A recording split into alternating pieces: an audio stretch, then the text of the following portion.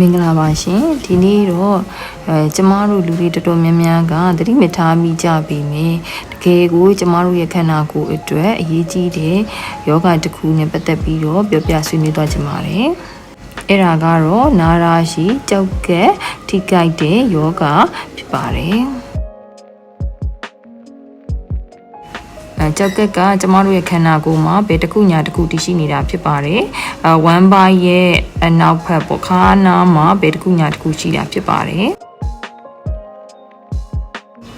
အဲ့တော့ကြောက်ကက်ကတော့ကျမတို့ရဲ့ခန္ဓာကိုယ်မှာ24နာရီပတ်လုံးနားမယူဘဲနဲ့ကျမတို့ခန္ဓာကိုယ်ရဲ့မလိုအပ်တဲ့ရေတွေဓာတ်စားတွေအဆိပ်အတောက်တွေကိုဆွတ်ထုတ်ဖို့အတွက်24နာရီပတ်လုံးကျမတို့ခန္ဓာကိုယ်အတွက်တာဝန်ထမ်းဆောင်နေတဲ့အရန်ကိုအရေးပါတဲ့အင်္ဂါဖြစ်ပါတယ်။ကျမတို့စားသုံးလိုက်တဲ့အစားအစာတွေကနေစွန့်ပစ်ရမယ့်အညစ်အကြေးတွေ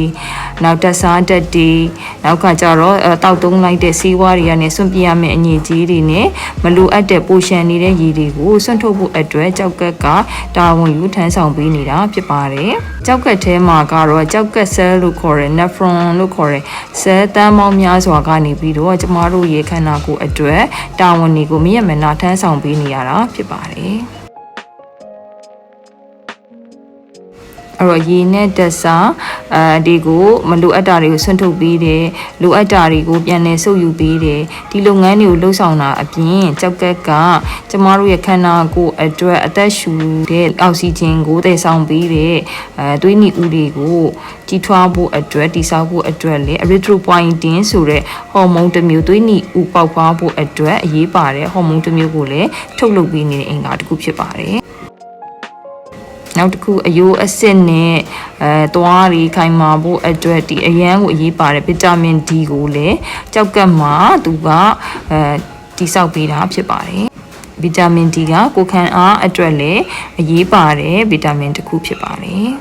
ဒါဆိုရင်တော့ကြောက်ကက်ကခန္ဓာကိုယ်ဘယ်လောက်တောင်အရေးပါတယ်လဲဆိုတာကိုအကျဉ်းမြင်သဘောပေါက်လောက်ပြီလို့ယူဆပါတယ်ကျမတို့သက်ရှင်နေထိုင်ဖို့အတွက်မရှိမဖြစ်အရေးပါလာတဲ့ကြောက်ကက်ကိုထိခိုက်ပျက်စီးစေတဲ့တရားခံတွေကဘယ်သူတွေလဲဆိုတာသိရှိထားဖို့လိုမှာဖြစ်ပါတယ်ဒီအတန်တိတ်ဒုက္ခပြီးတဲ့ရန်သူတရားခံတွေထဲမှာနာမည်အကြီးဆုံးတရားခံနံပါတ်1ကတော့စီးချိုသွေးချိုယောဂဖြစ်ပါတယ်အဲ့တော့စီးချိုသွေးချိုယောဂဆိုတာကတော့ကျမတို့ခန္ဓာကိုယ်ရဲ့သွေးကြောတွေထဲမှာတခြားဓာတ်တွေဒီစုပုံနေပြီးတဲ့အခါမှာကြောက်ကက်ကိုပို့တဲ့သွေးထဲမှာဆိုလို့ရှိရင်အညစ်အကြေးဆွန့်ထုတ်ဖို့သွားတဲ့သွေးထဲမှာဆိုလို့ရှိရင်တခြားဓာတ်တွေဒီစုပုံပြီးတော့ဒီကြောက်ကက်ရဲ့လုပ်ငန်းတာဝန်တွေကိုထမ်းဆောင်တဲ့ကြောက်ကက်ဆဲစီမှာသွားရောက်စုပုံပြီးတဲ့အခါမှာကြောက်ကက်ဆဲတွေကိုသူကထိခိုက်ပျက်စီးစေတာဖြစ်ပါတယ်ဒီခါမှာပိုရှန်နေတဲ့ရေဓာတ်တွေကိုဆွန့်ထုတ်တဲ့အခါမှာပြဿနာပြီးနိုင်တယ်လို့တစားဓာတ်တွေကိုဆွန့်ထုတ်တဲ့အခါမှာလည်းပြဿနာပြီးနိုင်တာဖြစ်မှာပါကမောက်ကမတွေဖြစ်လာတာဖြစ်ပါတယ်ဒုတိယမြောက်နာမည်ကြီးတရားခံနောက်တစ်ယောက်ကတော့သွေးတိုးယောဂဖြစ်ပါတယ်။ယောဂဆိုတာကတော့ကျမတို့ရဲ့ခန္ဓာကိုယ်မှာရှိတဲ့သွေးကြောတွေရဲ့နံရံတွေဒီထူထဲတောင့်တင်းလာပြီးသွေးကြောထဲမှာဖိအားတွေများလာတဲ့ယောဂကိုသွေးတိုးယောဂလို့ခေါ်တာဖြစ်ပါတယ်။အဲ့ဒီအခါမှာဒီခန္ဓာကိုယ်ရဲ့သွေးတွေဒီကြောက်ကက်ကို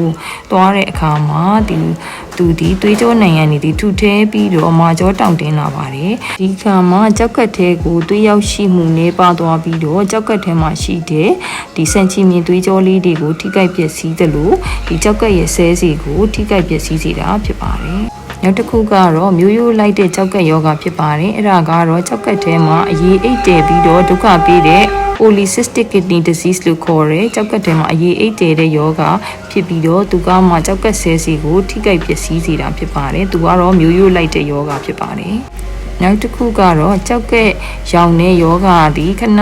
ဖြစ်မယ်ဆိုလို့ရှိရင်ရေရှည်မှာ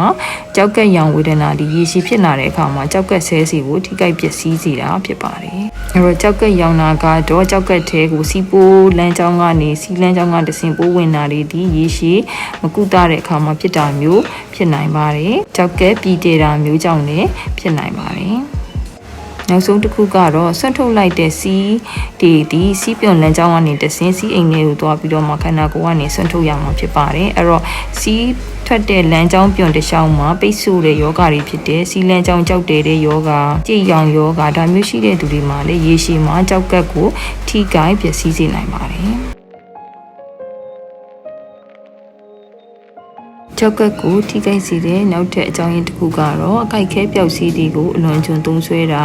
ကင်ဆာကုသစီးတွေကိုသုံးဆွဲတာနောက်ပြင်းတဲ့ပိုးသက်စီးတွေကိုအချိန်ကြာမြင့်စွာသုံးဆွဲရတဲ့သူတွေမှာလည်းကြောက်ကက်ကိုထိခိုက်စေနိုင်တာဖြစ်ပါတယ်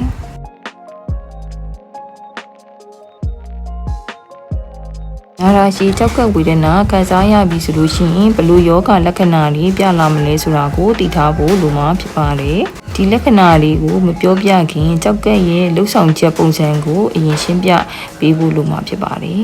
ကျမတို့ခန္ဓာကိုယ်ရဲ့ကြောက်ကက်ဆဲတွေကဒီခန္ဓာကိုယ်ရဲ့အညစ်အကြေးနဲ့ရေတွေကိုဆွန့်ထုတ်တဲ့အခါမှာ glomerular filtration rate လို့ခေါ်တဲ့စစ်ထုတ်နိုင်စွမ်းနဲ့ခန္ဓာကိုယ်ကတိုင်းတာပြီးတော့သိရှိနိုင်တာဖြစ်ပါတယ်တာမန်လူကောင်းတစ်ယောက်မှာ GFR သည်1မိနစ်ကို90မီလီလီတာခန့်ဆွတ်ထုတ်တာဖြစ်ပါတယ်။ GFR ရဲ့ပမာဏပေါ်မူတည်ပြီးကြောက်ကက်ထိခိုက်မှုပျက်စီးမှုအဆင့်ကိုဈေးပညာအရ5ဆင့်ခွဲခြားသတ်မှတ်ထားတာဖြစ်ပါတယ်။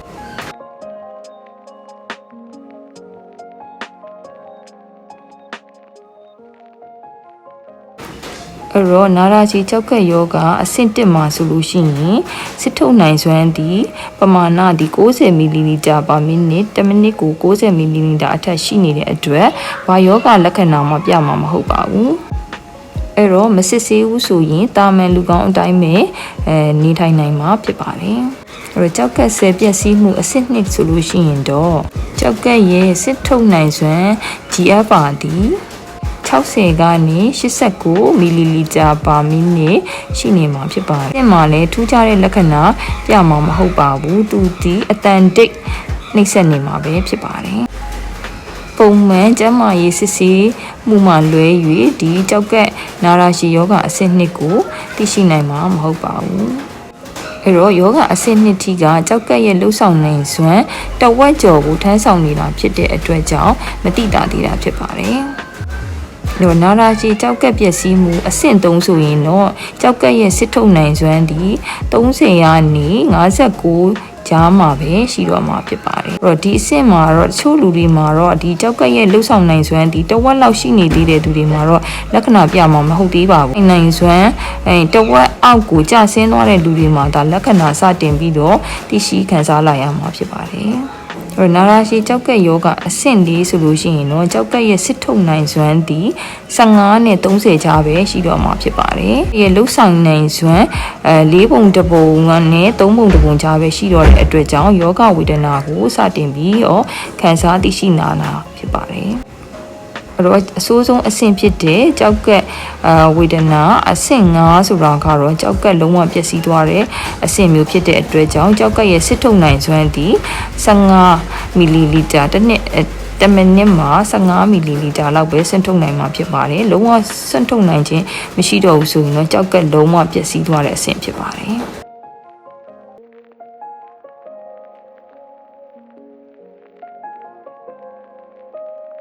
ကြောက်ကက်ထိခိုက်တဲ့လက္ခဏာတွေကဘယ်လိုခံစားရမလဲဆိုလို့ရှိရင်မျက်လုံးမျက်ခွန်လေးတွေပေါ်ရောက်မယ်ခြေချင်းဝက်လေးတွေပေါ်ရောက်မယ်အဲ့တော့ဆွန့်ထုတ်နိုင်စွမ်းနဲွားတဲ့အတွက်ကြောင့်ခန္ဓာကိုယ်မှာရေဓာတ်တွေစုပုံလာတာဖြစ်ပါတယ်ခန္ဓာကိုယ်မှာအဆိပ်တောက်တွေကိုဖယ်ရှားနိုင်စွမ်းနည်းလာတဲ့အခါမှာညအိပ်မပျော်တာမျိုးဖြစ်နိုင်ပါတယ်အစာအိမ်လမ်းကြောင်းမှာဆိုလို့ရှိရင်ပြုတ်အန်တာမျိုးတွေဖြစ်နိုင်ပါတယ်ငကိုစီးကျိုအခန့်ရှိနေတဲ့သူတွေမှာစီးကျိုသည်မတက်တော့ဘဲနဲ့စီးကျိုသည်ကျသွားတာမျိုးရုပ်တရက်စတင်ပြီးတော့ခံစားလာရတာဖြစ်ပါတယ်စီးကျိုပုံမှန်ရှိနေတဲ့သူတွေမှာစီးကျိုကျသွားပြီဆိုလို့ရှိရင်ကြောက်ကက်ထိနေပြီလားဆိုတဲ့ဥစ္စာကိုသတိပြုရမှာဖြစ်ပါတယ်စီးကျိုဝေနာရှင်တွေကကြောက်ကက်ထိတာကိုမသိဘဲနဲ့သူတို့ရဲ့စီးကျိုသည်အကျသွားတဲ့အခါမှာဆိုလို့ရှိရင်ဝမ်းသာနေတတ်ပါတယ်အမှန်တကယ်တော့သတိပြုရမယ့်အချက်ဖြစ်ပါတယ်ဒီစီးကျိုရှိတဲ့လူဒီစီးကျိုမတက်တော့ဘဲနဲ့ကျသွားပြီဆိုလို့ရှိရင်ကြောက်ကက်ထိကိုက်နေတဲ့လက္ခဏာဖြစ်နိုင်ပါတယ်အဲ့တော့သွေးတိုးယောဂရှိနေပြီးသားလူတွေမှာလည်းသွေးတိုးဒီထိန်းလို့မရဘဲအရင်ထက်ပိုပြီးတော့သွေးပေါင်ချိန်တွေဒီပိုမိုတိုးလာတာကိုတွေ့ရမှာဖြစ်ပါတယ်ငကိုသွေးတိုးမရှိတဲ့သူတွေမှာလည်းရုတ်တရက်သွေးတိုးယောဂဖြစ်လာပြီဆိုလို့ရှိရင်ကြောက်ကက်ထိကိုက်နေပြီလားဆိုတာကိုသတိပြုရမှာဖြစ်ပါတယ် ရင်နှုံးကတခြားယောဂအခန်းမရှိပေမဲ့အကြောင်းမဲ့ခန္ဓာကိုယ်ကနှုံးချိနေမယ်ဖြူဖက်ဖြူရောဖြစ်လာမယ်ဆိုလို့ရှိရင်လေဒါကကြောက်ကက်ယောဂဖြစ်နေပြီလားဆိုတာကိုသတိပြုဖို့လိုမှာဖြစ်ပါတယ်။အဲ့တော့ညဘက်မှာစီးသွားတာအရန်များလာတာမျိုးတို့ဒါမှမဟုတ်လို့ရှိရင်အရင်တော့စီးသွားတဲ့ပမာဏအထက်တော်တော်ကြီးကိုစီးထွက်တာနေသွားတာမျိုးဆိုလို့ရှိရင်လေနာရာရှိကြောက်ကက်ဝေဒနာကိုသတိပြုရမှာဖြစ်ပါတယ်။သွားတဲ့စီးထဲမှာလေအသားတက်တွေပါသွားတဲ့အတွက်ကမှစီးဒီအမြုပ်တွေထတာမျိုးကိုလည်းသတိထားပြီးတော့ကြည့်ရမှာဖြစ်ပါတယ်။အဲ့တော့ဒီစီးဒီအမြုပ်ထတာအရန်များတယ်ဆိုလို့ရှိရင်စီးထဲမှာအသားတက်တွေဒီပါလာတာဖြစ်နိုင်ပါတယ်။ဒါဆိုရင်နာရာရှိကြောက်ကက်ယောဂရဲ့လက္ခဏာဖြစ်ပါတယ်။ရောစီထဲမှာသွေးပါတာတို့ပြည်ပါတာမျိုးဒါမျိုးတွေဆိုလို့ရှိရင်လည်းအထူးကြည့်ရမှာဖြစ်ပါတယ်။နာရာရှိကြောက်ကဲယောဂရင့်လာတဲ့အခါမှာဆိုလို့ရှိရင်တော့အသားဒီပွားဆုပ်ဆုပ်ဖြူဆွဆွဝါဖြော့ဖြော့နဲ့အသားမှာဒီယူရီးယားလို့ခေါ်တဲ့အဆိပ်ဓာတ်တွေစုပုံလာတဲ့အဆီအဆီလေးတွေနဲ့ပွားဆုပ်ဆုပ်ဝါဖြော့ဖြော့နဲ့ကြာရှည်တဲ့သူတွေမှာဆိုလို့ရှိရင်ခံစားရတာကိုတွေ့ရှိရမှာဖြစ်ပါတယ်။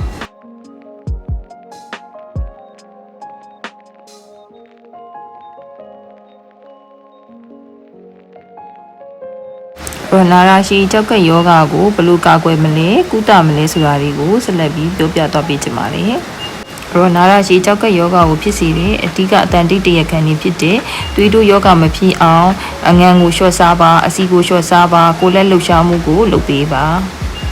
သွေးကြိုစီးကြိုယောဂမဖြစ်အောင်အချိုတက်များလွန်းတဲ့အစားအစာတွေကိုချင်းချင်းပြီးစားသုံးပေးပါကိုယ်လက်လှုပ်ရှားမှုလုပ်ပေးပါပေါ့နော်သွေးတိုးယောဂရှိလာပြီဆိုလို့ရှိရင်လည်းဆရာဝန်ညွှန်ကြားတဲ့အတိုင်းသွေးတိုးကျဆေးကိုပုံမှန်တောက်သုံးပေးရမှာဖြစ်ပါတယ်။ဒါမှသာနာရာရှိကြောက်ကက်ထိခိုက်ပျက်စီးမဲ့ယောဂကိုကာကွယ်ထားနိုင်မှာဖြစ်ပါတယ်။လိုပါပဲစီးကျိုဝေဒနာဖြစ်လာပြီဆိုလို့ရှိရင်လည်းကိုယ်လက်လှုပ်ရှားမှုမှန်မှန်လုပ်မယ်အစားအသောက်ကိုစဉ်စဉ်ချင်းချင်းစားသုံးမယ်။နောက်ကကြလို့ရှိရင်တင့်တော်တဲ့ဆရာဝန်ညွှန်ကြားတဲ့စီးကျိုထိန်းတဲ့ဆေးကိုပုံမှန်တောက်သုံးခြင်းအပြင်ဒီကြောက်ကက်ထိခိုက်မှုကိုကာကွယ်ထားနိုင်မှာဖြစ်ပါတယ်။စောလင်စွာနဲ့ကြောက်ကက်ယူဒနာကိုသိရှိမယ်ဆိုလို့ရှိရင်တော့ကုသလို့ရမှာဖြစ်ပါတယ်။အဲ့တော့တက်ကြွနဲ့တမားတော်နဲ့တိုင်ပင်ပြီးတော့နှစ်စဉ်သွေးကိုစစ်မယ်စီးကိုစစ်မယ်ကြောက်ကက်ရဲ့လုပ်ငန်းဆိုင်ရာတွေကိုစစ်ဆေးခြင်းအပြင်ကြောက်ကက်ရဲ့နာရာရှိကြောက်ကက်ယောဂရဲ့အဆင့်1တို့2တို့3တို့ဖြစ်လာမယ်ဆိုလို့ရှိရင်စောလင်စွာနဲ့သိရှိနိုင်မှာဖြစ်ပါတယ်။ဒါဆိုလို့ရှိရင်တော့ကြောက်ကက်ထိခိုက်ပျက်စီးမှုကိုပုံမဆိုးဝါးမသွားနိုင်အောင်ထိန်းချုပ်ထားပြီးတော့ဒီဝေဒနာကိုမဆိုးအောင်